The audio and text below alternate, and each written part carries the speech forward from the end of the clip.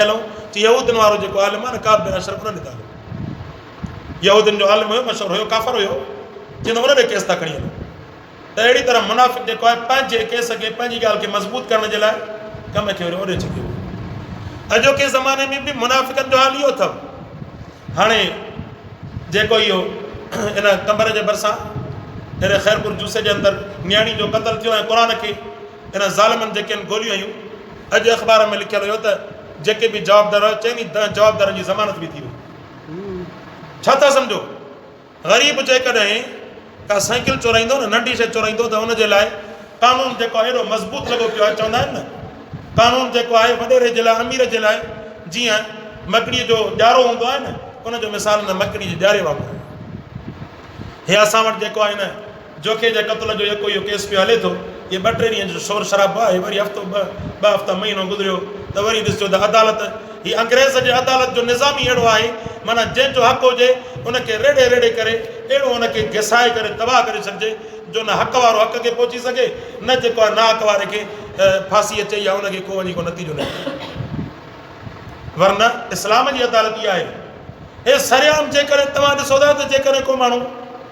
किथे का मोटरसाइकिल या का गाॾी या का अहिड़ी का शइ चुराए वञे थो त अॼुकल्ह अहिड़ा जदीद आलात निकिरी पिया आहिनि मोबाइलनि जे ज़रिए सां मशीनुनि जे ज़रिए सां ऐं ट्रेकर निकिरी पिया आहिनि कैमराउनि जे ज़रिए सां उन्हनि खे पकिड़े करे उनखे सोभो था कनि हे सरेआम जेको आहे हुते नियाणी जे मथां गोलियूं हलायूं अथऊं कैमरा जे साम्हूं उनजे बावजूदि अदालत हुनखे ज़मानत ॾेई छॾी हे जेको असांजो अदालती निज़ाम आहे अंग्रेज़ जो अदालती निज़ाम इहो आहे माना हाणे केस हलंदो उन ते जेके आहिनि गवाह बहस कंदा वकील दलाइल ॾींदा पोइ वकीलनि जो हाल बि इहो जीअं डॉक्टरनि जो हाल सभिनि डॉक्टरनि जो न के अलाह वारा बि आहिनि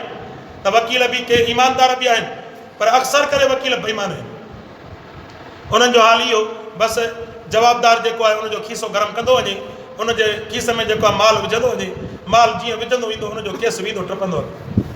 वरना इस्लाम जो कानून इहो आहे जिते जेकॾहिं कातिल जे लाइ गवाह मिली विया हाणे गवाहनि ॿुधायो अलाह जे क़ुर साबित कयूं हाओ साईं असां हिनखे क़तल कंदे ॾिठोसीं उनजो उन वक़्त में उनखे जेको आहे सर कलम कयो वेंदो उनखे क़तल कयो वेंदो ताकी सुभाणे ख़बर पवे हाणे जेसीं ताईं इन्हनि क़तलनि खे खूननि खे इहे अदालतूं लोड़ींदियूं रहंदियूं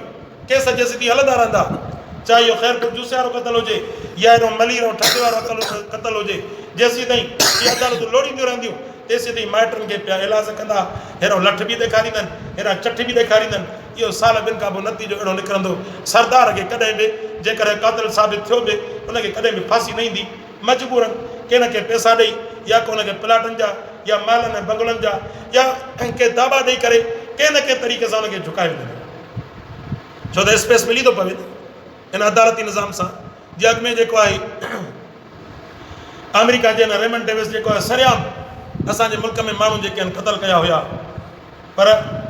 मालिक जेके आहिनि उन्हनि खे माफ़ु करण जे लाइ राज़ी हुया कोन जॾहिं आलमी अमेरिका जो दबाव आयो